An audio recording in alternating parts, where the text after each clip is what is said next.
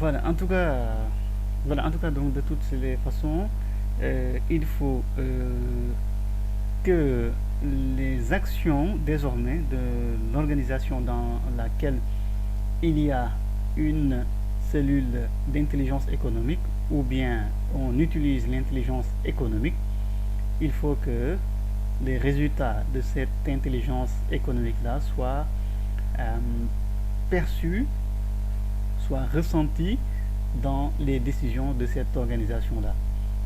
Euh, que ce soit dans la validation des résultats, que ce soit grâce à la validation des résultats de l'IE, c'est-à-dire après le travail de définition des objectifs, après le travail de collecte, de traitement et de diffusion de l'information aux acteurs, aux décideurs, hein, aux acteurs qui prennent des décisions, après également euh, donc cette exploitation-là de ces informations par les preneurs de décision, il faut que le résultat de ce travail-là soit ressenti dans le mode d'action de la structure.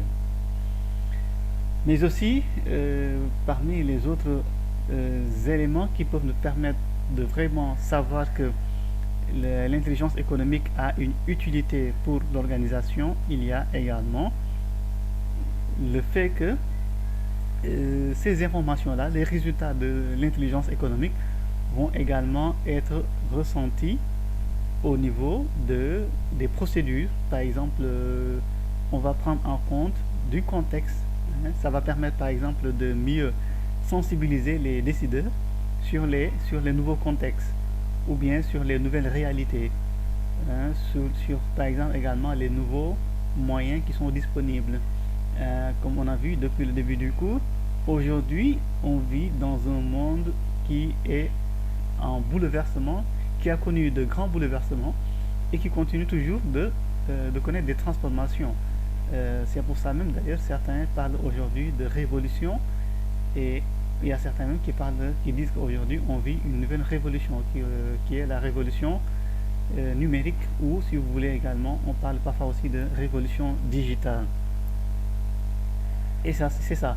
Et aussi, bien sûr, le travail également de l'intelligence économique doit également pouvoir se faire ressentir dans les décisions, c'est-à-dire ça doit permettre normalement de pouvoir améliorer les performances de la structure, que ce soit par exemple les résultats financiers, hein, par exemple que ce soit dans le domaine du management, hein, les résultats au niveau du management, hein, en tout cas dans tous les domaines, hein, normalement, une structure qui utilise l'intelligence économique doit pouvoir ressentir les effets, hein, surtout bénéfiques, hein, les effets positifs de cette intelligence économique-là dans son activité, hein, que ce soit par exemple dans le domaine financier, dans le domaine économique, dans le domaine du management, etc. Ça doit également pouvoir aider, hein, l'intelligence économique toujours doit pouvoir aider les structures à se renforcer, hein, le renforcement ou bien la modification de la stratégie. Donc ça doit pouvoir aider les structures à renforcer leur stratégie ou bien même, pourquoi pas, à modifier leur stratégie. Hein. Si on connaît par exemple, grâce à l'intelligence économique, on a des informations sur la concurrence, on a des informations sur le marché, on a des informations sur l'évolution du marché ou bien sur l'évolution de la situation, cela, normalement, ça doit permettre de prendre de bonnes décisions. Et c'est à ça, justement, que sert l'intelligence économique. L'intelligence économique sert à aider à la prise des bonnes décisions, hein, tout en sensibilisant les preneurs de décision sur les réalités, hein, les réalités, que ce soit économiques, politiques, sociales, etc. Mais aussi, l'intelligence économique doit également, normalement, pouvoir permettre la mobilisation de nouvelles ressources. Hein. Si par exemple, l'organisation avait des ressources limitées, grâce à l'intelligence économique, elle doit pouvoir utiliser de nouvelles ressources, que ce soit des ressources technologique, humaine, financière, etc. Voilà, donc en tout cas, retenez donc en un mot que l'intelligence économique est une discipline qui est assez récente, qui, lorsqu'elle est utilisée, peut permettre à l'organisation d'être beaucoup plus performante, notamment en lui permettant d'utiliser des ressources, des informations, des données qui sont au préalable collectées, traitées et ensuite aussi également analysées, communiquées, transmises aux décideurs, hein, aux décideurs.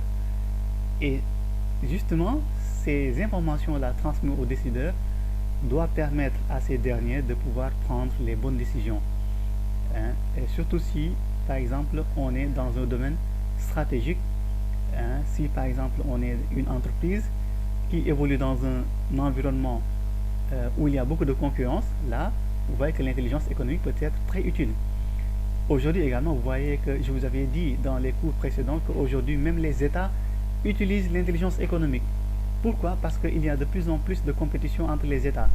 Regardez actuellement ce qui se passe entre les États-Unis et la Chine, qui se livrent une guerre sans merci, hein, aussi bien au niveau économique que dans d'autres domaines, hein. Aujourd'hui, vous voyez comment la Chine et les États-Unis, hein, se livrent une guerre économique, mais aussi dans d'autres domaines, hein, par exemple dans le domaine de la technologie, hein. Vous voyez que les Chinois ont fait des efforts pour devancer les Américains sur le plan, par exemple, de la technologie, en inventant, par exemple, la 5G. Mais vous voyez que les Américains également ne restent pas les bras croisés. Ils essaient de faire, hein, des actions pour essayer de barrer la route aux Chinois. Donc voilà, donc tout ça, c'est des enjeux aujourd'hui dont on doit être conscient. Et comme je vous ai dit, l'intelligence économique est une discipline qui peut aider à prendre conscience de tous ces éléments-là, hein, de toutes ces choses, et ainsi donc de pouvoir exploiter les informations, hein, disponibles et à la prise de décision stratégique.